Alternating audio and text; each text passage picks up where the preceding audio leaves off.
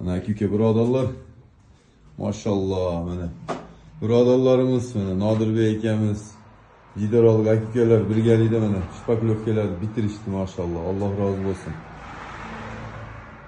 Harakatdan to'xtamaymiz aka birodarlar. Maqsadimiz bir, Alloh taoloning roziligi. Mana shu Nodir bey akam Askaratida bo'layotgan pojarni shu yerda turib ko'rib qolibdi. Ko'rib, borib, ulgib, o'sha yerda xizmat qilib, bunga ham ulgidi. Alloh rozi bo'lsin aka. Xudo xolasa hozir Askaratdagi aka-ukalar bilan maslahatlashyapmiz. Ertaga jumadan keyin o'sha yerga to'planib, o'sha yerda bir cho'g'lish bo'ladigan bo'lyapti. Xudo xolasa qo'ldan kelgancha o'sha uyni ta'mirlab bitirishga harakat qilamiz inshaalloh. O'ta bir sharti og'ir oila u yerda Nodir bey aka.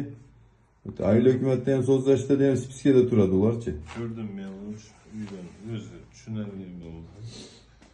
Shuning uchun hozir bolalar bilan gaplashdik. Xudo xolasa Askaratdagi aka-ukalarimiz, ustalar birgalikda qattiq turib, Xudo xolasa tez kunda bitirib beramiz o'sha uyni Xudo xolasa. Ko'pchilik ish narsa emas inshaalloh. Ko'ramiz.